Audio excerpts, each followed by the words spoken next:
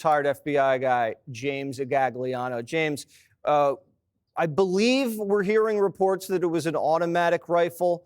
I'm not sure we've confirmed that. But if it was, what does that tell you? Well, Jesse, we are hearing through channels that it looks like some type of AR-style rifle. Looks like it had a 30-round magazine in it. Jesse, it just seems odd if the pictures that are floating around right now are confirmed that this was the shooter. This completely looks to me like a targeted attack. If this shooter was set on a mass casualty situation, a mass shooter, there were so many targets of opportunity that appears that weren't taken. He went up to a particular floor. He obviously had some way to get into the building. He had to get past one armed officer there. And Jesse, to your the other folks that joined you, thank God for the NYPD. 36,000 police officers. They are the best of the best. Now, I got to caution everybody, this is going to be a long night. Even if the shooter acted alone, and we always presume that there were accomplices, we always presume that there are other people that might be associated, there might be some type of conspiracy, and we've got to make sure to get to the bottom of that first. But they're going to go through that building, and it's a difficult crisis site. It's a vertical building. It's not a horizontal platform, so they've got to work through every floor. And I'll just close with this. You know, there's been some discussion on what's being taught to civilians that you should do in a situation like this. And yes, it's nuanced, and yes, it's constantly tweaked, but run, hide, fight, and tell are what the FBI is teaching currently. And why is that? You want to get out of there as quickly as possible and get away. If you can't, and you can find cover, and that's not concealment, cover where you can put something between you and the bad guy, do that. And if it comes down to it and your life is on the line, obviously fight. But Jesse, the fourth and equally important is the tell part. Go to law enforcement, tell them what you saw, give as accurate a description as you can of the shooter or shooters, what they're wearing, what type of weapons, and where they're located. So we're getting word from a Blackstone employee who says you do not need badge access to get up into the elevator. Once you're into the elevator, you can go to whatever floor you want. There is a chance this guy wasn't a disgruntled employee, former, current employee at all. I mean, this guy could have been a targeted killer and had a grudge based on pretty much anything. It could have been political. It could have been ideological. It could have been romantic. We really, at this point, have no idea the motivation of the gunman. What are the possibilities here? So let's work through them right now. So you just defined at first an act of terror. We don't know it's that. But generally speaking, we work from that perspective. We presume that and work backwards from that. Presidential Decision Directive 62 in 1998 gave the FBI purview over that. However, the front line of defense are the cops, the police officers, the local response, and that's what they're doing. Now, what is terrorism? That's somebody that has a political, ideological, or religious bent, and they want to further that by action of violence or threats of same. Could it be that? Sure.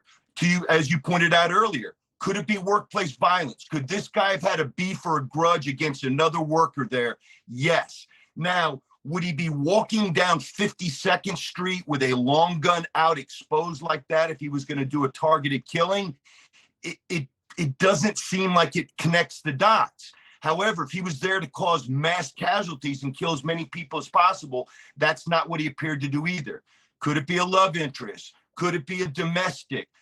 Could it be workplace violence? There's so many different things, but with or without a motive right now, police have got to make sure that no one else is involved in this. And if the shooter is deceased and is down, either by a self-inflicted gunshot wound or if law enforcement took him out, we've still got to go through the painstaking tactical resolution of ensuring that no one else is in that building and that no one else was involved with this guy. Well, that's interesting what you said, because if he's casually strolling down in broad daylight, Midtown Manhattan, with a rifle on the side and a bulletproof vest, and he doesn't just open fire on everybody in the lobby, he takes out the security guy and goes right up to a certain floor.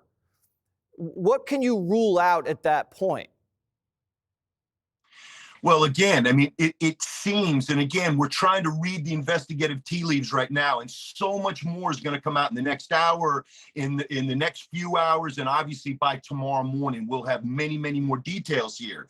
But he's carrying a long gun. So if it's a long gun, if it's an AR-15 or an AR-style rifle, it shoots 5.56 ammunition. That type of ammunition, bulletproof vests don't stop that. Unless you've got some type of shock plate that's, level 4, it doesn't stop that. So you're carrying heavy armament. It looks like he had a 30-round magazine attached to it. If he's carrying heavy armaments like that, look, I mean, he drew a lot of attention to himself as he walked across the plaza, as he walked down the street. Yeah, and we actually now just got cleared to use this photo. This was obtained by the New York Post.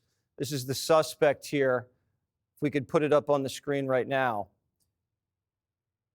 So there he is, very casually dressed, holding the rifle by his right side.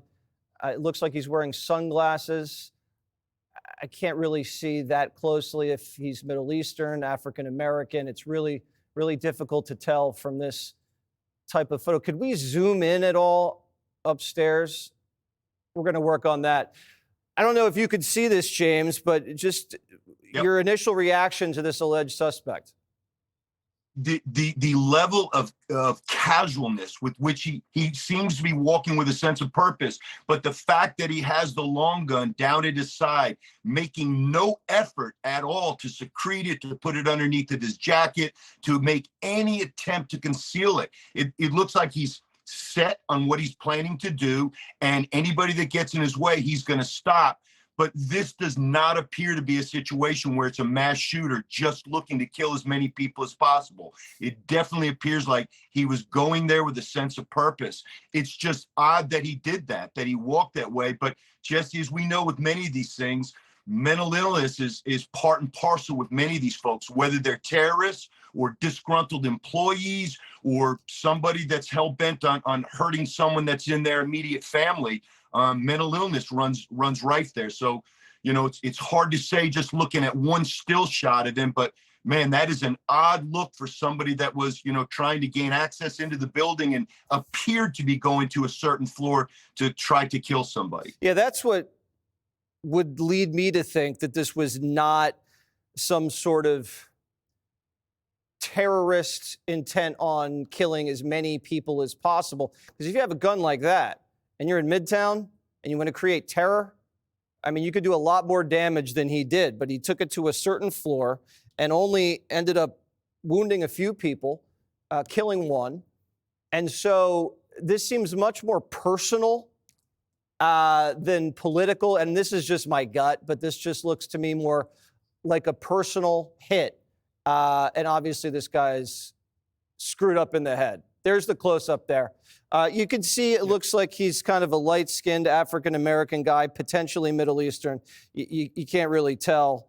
And does the gun look like it's kind of got a desert camouflage vibe to it? Yeah, it's kind of hard to tell. Click here to subscribe to the Fox News YouTube page to catch our hottest interviews and most compelling analysis. You won't get it anywhere else.